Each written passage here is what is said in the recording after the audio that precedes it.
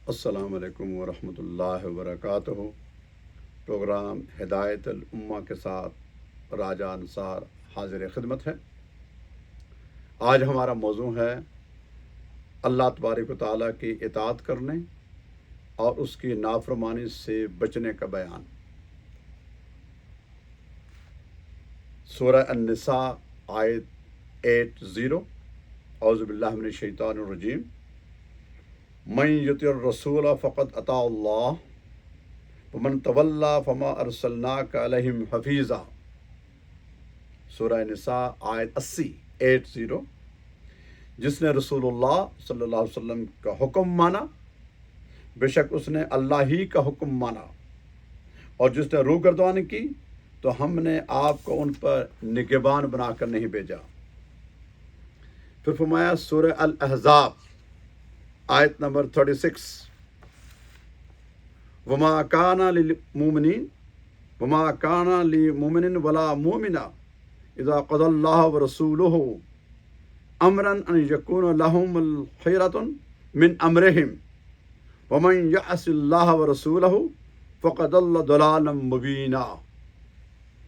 سورہ الاحزاب آیت 36۔ اور نہ کسی مومن مرد کو یہ حق حاصل ہے اور نہ کسی مومن عورت کو کہ جب اللہ اور اس کا رسول کسی کام کا فیصلہ یا حکم فرما دیں تو ان کے لیے اپنے اس کام میں کرنے یا نہ کرنے کا کوئی اختیار ہو، اور جو شخص اللہ اور اس کے رسول صلی اللہ علیہ وسلم کی نافرمانی کرتا ہے تو وہ یقیناً کھلی گمراہی میں بھٹک گیا۔ اس میں وہی چیز ہم نے پہلے ایک دو پروگرام میں بیان کی تھی کہ اللہ اور اس کا رسول کا جو حکم ہے وہ حرف آخر ہے۔ دنیاوی قوانین اور دنیا کے جو آرڈرز ہیں، احکام ہیں، ان کی حیثیت سیکنڈری ہے مومن کے لیے۔ کسی کام کے بارے میں ایک اللہ کا حکم ہے، اللہ کے رسول کا حکم ہے، جسے عام زبان میں ہم فرض، واجب اور سنت کہتے ہیں۔ یہ دین کے تین ان کے حصے ہیں کہ جو حکم قرآن پاک میں آ گیا فرض ہو گیا، جو آقا صلی اللہ علیہ وسلم نے حدیث میں بیان کیا یا عملاً کیا، صحابہ نے ان کو نقل کیا، تو وہ حضور کی سنت کرا دی گئی، یا حضور نے جو فرما دیا۔ اللہ اور اس کے رسول کے حکم کے آگے اف بٹ نہیں ہے، اپنی پسند ناپسند نہیں ہے۔ بعد ازاں صحابہ کرام کی اور علماء کی اور اولیاء کی اور ائمہ کی ان کی وضاحت ملتی ہے، لیکن اس حکم کو ماننا، جو بھی حکم آ جائے، یہ مومن کا پہلا فرض ہے۔ جب وہ کلمہ پڑھتا ہے، اللہ کو وحدہ لا شریک مان لیتا ہے، معبود مان لیتا ہے، اور آقا علیہ الصلوۃ والسلام کو آخری سچا نبی مان لیتا ہے، اب اس پہ یہ لازم ہو گیا ہے کہ جو حکم آئے اس کو بغیر کسی اف بٹ کے ایکسیپٹ کر لے۔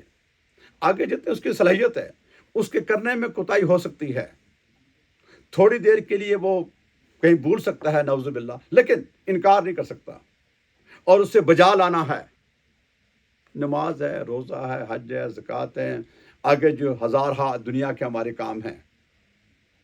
ایسا شاید ہی کوئی ہمارا ایشو ہو جس سے اللہ اس کے رسول نے ایڈریس نہ کیا ہو، یا آج کے دور میں ہمیں احادیث کے ذریعے، علماء کے ذریعے، اولیاء کے ذریعے، صالحین کے ذریعے ہم تک نہ پہنچا ہو، بشرطے کہ ہم اس کے تلاش میں ہوں۔ ایسا کوئی کام نہیں ملے گا آپ کو اگر ہم اس حق کی تلاش میں ہوں کہ میرے اس کام سے جو میں کرنے جا رہا ہوں، جا رہی ہوں، میرا اللہ راضی ہے، اللہ کا رسول راضی ہے، شریعت کے عین مطابق ہے، یا نعوذ باللہ اس کے مخالف میں ہے، تو کیا ہونا چاہیے؟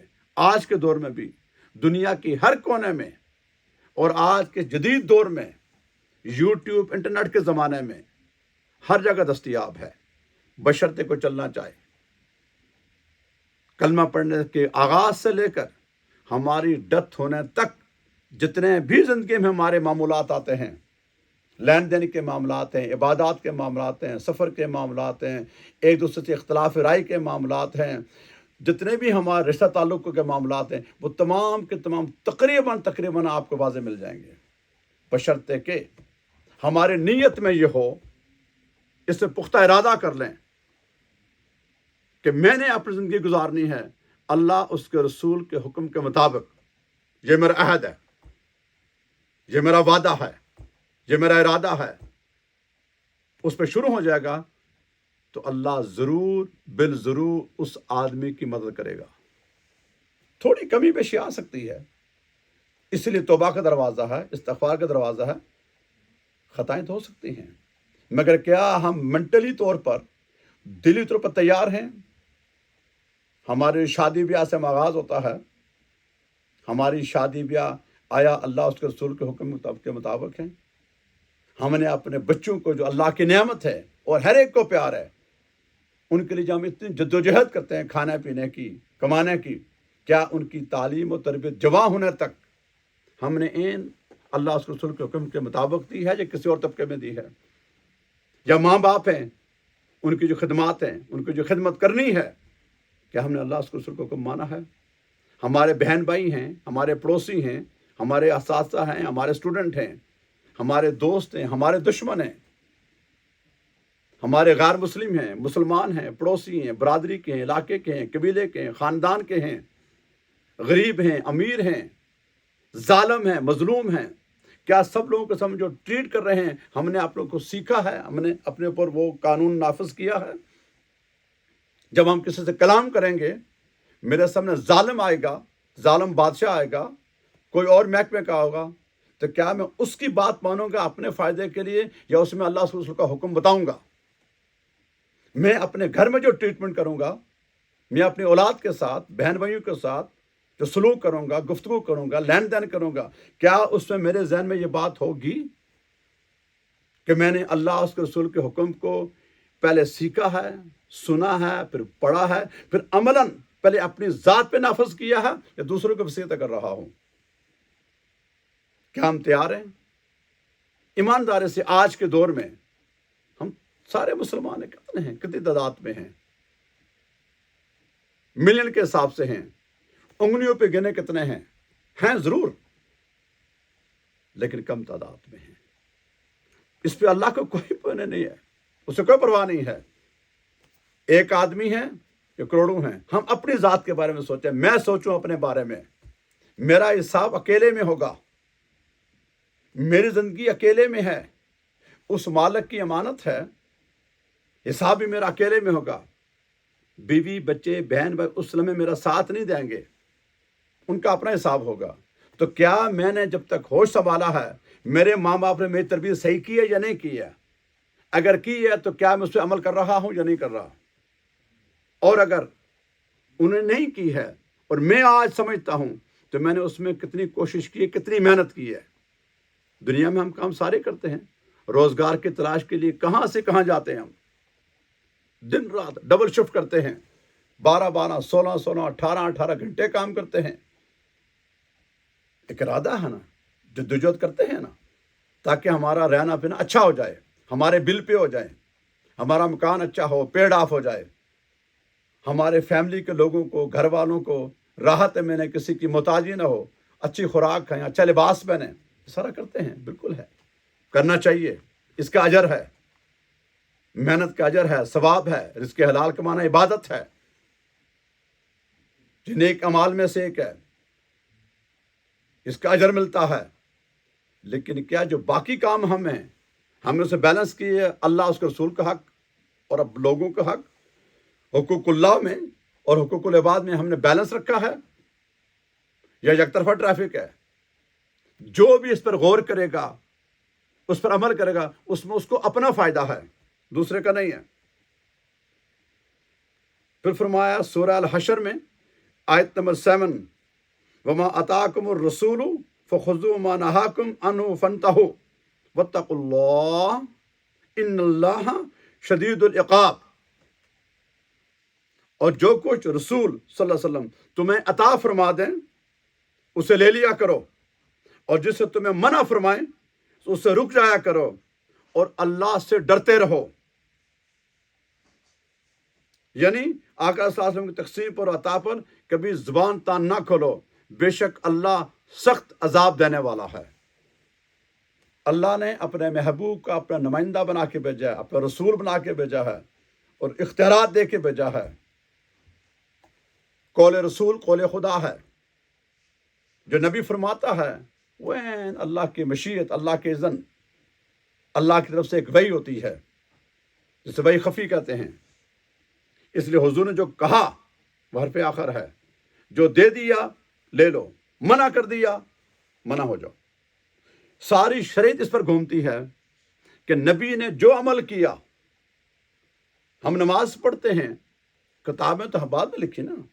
حضور نے کہا مجھے دیکھو جس طرح میں نماز پڑھتا ہوں اس طرح پڑھو، نماز ہو گئی. حضور نے کہا یہ حلال ہے تو حلال ہے، حرام ہے تو حرام ہے.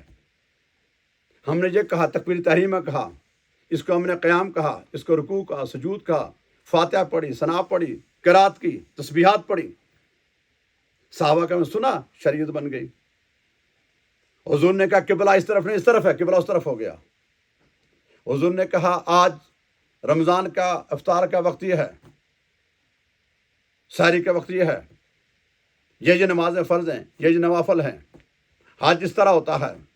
ساری شریعت رسول کے عمل میں ہے، اتھارٹی ہے.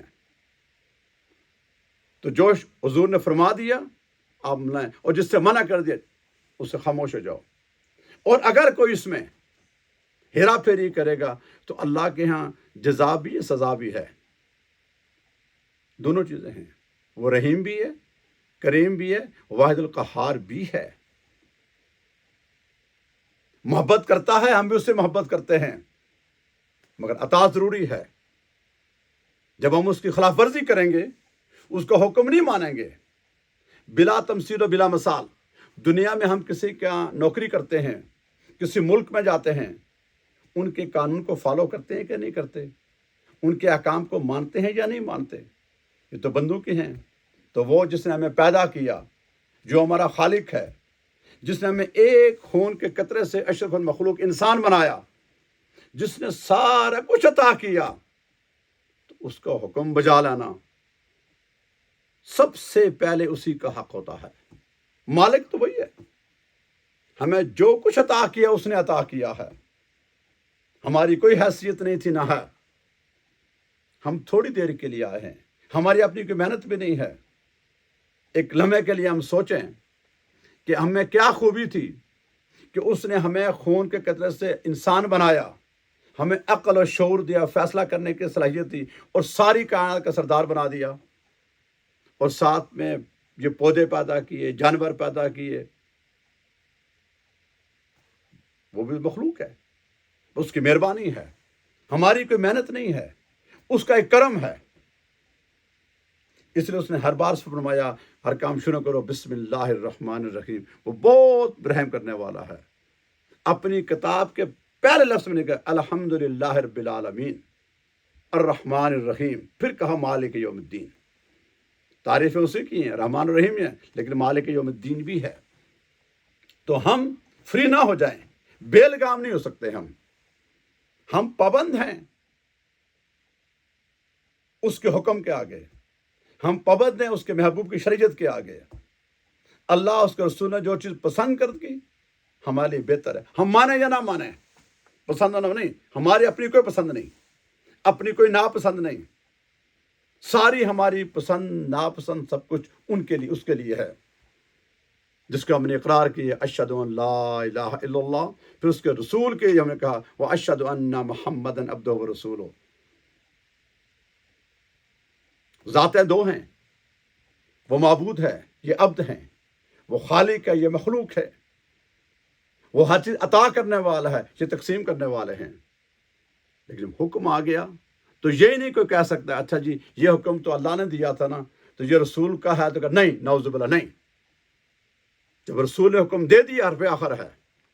رسول کے حکم کے معنی یہی ہیں کہ گویا کہ اللہ کا حکم ہے، اس میں اف بٹ نہیں ہے، اس میں کیوں کر نہیں ہے. اور یہ مومن کی شان ہے. آگے حدیث مبارکہ ہے، اور یہ حدیث متفق علیہ ہے، بخاری مسلم جب حدیث متفق علیہ ہے تو تمام کتابوں میں وہ آ جاتی ہے۔ ان ابی ہریرہ رضی اللہ تعالیٰ عنہ ان رسول اللہ صلی اللہ علیہ وسلم قال من اطاعنی فقد اطاع اللہ ومن عصانی فقد عصى اللہ۔ حضرت ابو ہریرہ رضی اللہ تعالیٰ فرماتے ہیں کہ فرمایا آقا علیہ الصلوۃ والسلام نے، جس نے میری اطاعت کی اس نے اللہ کی اطاعت کی، اور جس نے میری نافرمانی کی اس نے اللہ کی نافرمانی کی۔ منافقین جو تھے وہ بظاہر تو آتے تھے، کہتے تھے ہاں آپ اللہ کے رسول ہیں، نماز بھی پڑھتے تھے، لگتا تھا کہ بیگم ہے، لیکن نہیں، دل سے انہوں نے حضور کو نہیں مانا تھا، ایکٹنگ کر رہے تھے وہ۔ اللہ نے آیت بھیج دی منافقین کی، نو، دل میں اللہ کی محبت ہے، اللہ کے رسول کی ہے، اس کا اظہار ہو جاتا ہے۔ ہم پڑھتے ہیں نا، اقرار باللسان و تصدیق بالقلب، کہ زبان سے ہم اقرار کرتے ہیں اور دل سے ہم تصدیق کرتے ہیں۔ یہ دل جو ہے نا، یہ گواہی دیتا ہے ہر چیز کی، اس میں منافقت کی کوئی گنجائش نہیں ہے۔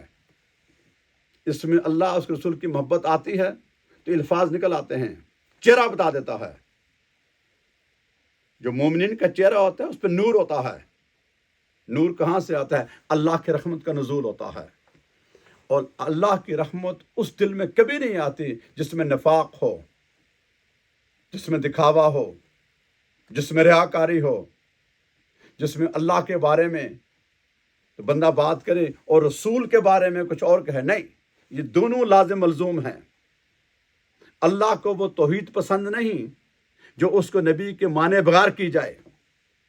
دیکھو نا، عقلی انسان تو کہتی ہے نا اللہ کو ایک مان لیا ہوگا، نہیں، اللہ کو ایک مانو گے جس طرح میرے محبوب نے کہا ہے، حضور نے بتایا ہے کہ اقول لا الہ الا اللہ، کہیے وہ اللہ ایک ہے جس کو میں مانتا ہوں۔ لوگوں نے تو 360 بت بنا کے رکھے تھے کعبے کے اندر۔ آج بھی کئی دوسرے مذاہب کے لوگ کسی نہ کسی سینس میں اللہ کو، گاڈ کو، بھگوان کو مانتے ہیں، مگر وہ توحید اللہ کو پسند نہیں ہے۔ توحید اللہ کو وہ پسند ہے، وحدانیت اللہ کو وہ پسند ہے، عبادت اللہ کو وہ پسند ہے جو اس کے رسول نے بتائی ہے۔ حضور واسطہ ہیں، وسیلہ ہیں۔ اللہ کا سارا پیغام حضور لے کر آئے ہیں، ہم نے زبان رسالت پر یقین کیا۔ دیکھیں نا، ہم جب ایمان لاتے ہیں، جب آیت نازل ہوئی پہلا اقرا بسم ربک الذی خلق، پہلی آیت، اس اقرا سے پہلے حضور نے فرمایا یہ قرآن ہے۔ تو یہ جو لفظ ہے نا کہ یہ قرآن ہے، یہ تو قرآن پاک کی آیت نہیں تھی نا، آیت شروع ہوتے اقرا بسم ربک الذی خلق، تو حضور نے بتایا کہ یہ جو لفظ نے اقرا بسم ربک الذی خلق، یہ قرآن ہے، یہ لفظ حدیث کے ہیں۔ تو ہم نے پہلے حدیث کو مانا، یعنی حضور کی زبان اقدس پر یقین کیا، اعتماد کیا، تو اللہ کو ایک مانا۔ اللہ چونکہ مرتبہ میں بڑا ہے، معبود ہے، وحدہ لا شریک ہے، خالق ہے، حضور اللہ کے بندے ہیں، تو پہلے اللہ کا ذکر ہوگا چونکہ اللہ بڑا ہے۔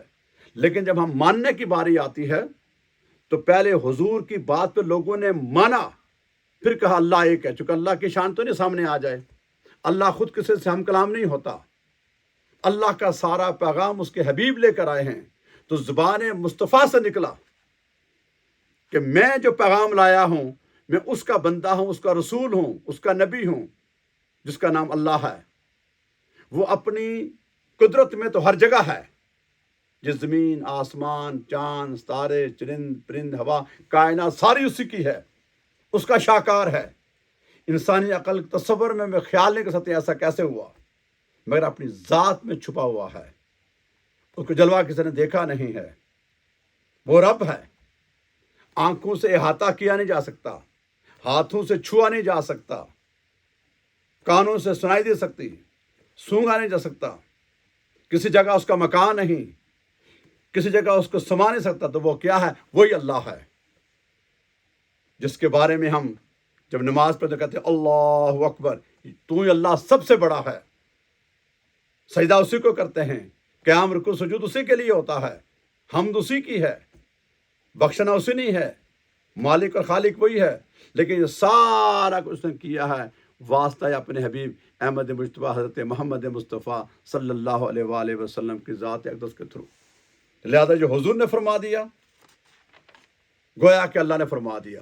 حضور کا حکم بیان اسی طرح ہی ہے جس طرح کہ ہم نے اللہ کی ذات کا حکم آ جائے، تو لہذا اللہ اس کے رسول کے حکم کے آگے ہم سر تسلیم ہم ہیں، ہماری اپنی کوئی سوچ نہیں ہوگی۔ اور اللہ کو وہی آدمی پسند ہے جو اس کے محبوب کو پسند ہے، جو اس کے محبوب سے محبت کرتا ہے، جو اس کے محبوب کی اطاعت کرتا ہے، جو اس کے محبوب کی اتباع کرتا ہے، جو اس کے محبوب سے انکنڈیشنلی ٹوٹ کر پیار کرتا ہے، جس نے اللہ کے رسول کی اطاعت کی، اللہ کے رسول سے محبت کی، گویا اس نے اللہ سے کی۔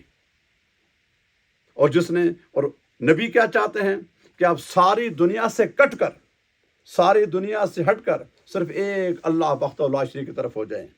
وہ اللہ جس نے آپ کو پیدا کیا ہے، جو آپ کو پالتا ہے، جس نے ساری چیزیں آپ کو عطا کی ہیں، جو آپ کا مالک ہے، خالق ہے، معبود ہے، قیامت کے روز کا مالک ہے، جس کی کوئی ابتدا نہیں، جس کی کوئی انتہا نہیں۔ جب کچھ نہیں تھا تو وہ ذات تھی، جب کچھ نہیں ہوگا وہ ہوگا، ساری کائنات مٹ جائے گی، وہ ہمیشہ سے ہمیشہ رہے گا۔ اللہ لا الہ الا هو الحی القیوم، وہ ہمیشہ سے ہے، زندہ ہمیشہ رہے گا، اور مخلوق نے دل مٹ جانا ہے، لیکن اس کے بعد پھر دوبارہ جس طرح دنیا میں ہم آئے ہیں وہ اس پر قادر ہے۔ ان اللہ علی کل شیء قدیر، وہ ہر چیز پر قادر مطلق ہے، اس نے دوبارہ ہمیں اٹھانا ہے، اس پر ہمارا ایمان ہے، پھر ہمارا حساب کتاب ہوگا۔ حساب کتاب ہونے کے بعد پھر جس نے اللہ سے رسول کی اطاعت کی ان کے لیے ہمیشہ ایک ٹھکانہ ہے جس کا نام جنت ہے۔ اس کے بعد پھر کبھی ان کو نہ موت آئے گی، نہ دکھ ہوگا، نہ بیماری ہوگی۔ اور جو اس کو نہیں ماننے والے، اس نے واضح کہہ دیا کوئی جہنم ہے، ایک دردناک جگہ ہے۔ اور جنت اور جہنم کو کسی نے نہیں دیکھا، عذاب قبر کو کسی نے نہیں دیکھا، اللہ کی ذات کو کسی نے نہیں دیکھا۔ ان سب باتوں کو ہم مانتے ہیں۔ کیوں مانتے ہیں؟ اس لیے کہ زبان رسالت پر ہم نے اعتماد کیا۔ حضور نے فرمایا میں جس اللہ کی بات کرتا ہوں وہ ایک ہے، اس کی شان یہ ہے، آپ یہ کام کریں جنت کا میں ضامن ہوں، یہ جہنم ہے، یہ عذاب قبر ہے، یہ سوال جواب ہوں گے، یہ اعمال نامہ ہوگا، یہ میدان حشر ہوگا، آخرت کے یہ راحتیں ہیں، یہ مشکلات ہیں، یہ تمام چیزوں کی خبر دینے والے حضور کی ذات ہیں۔ اور حضور کی زبان اقدس سے نکلا ہوا ہر لفظ حرف آخر ہے۔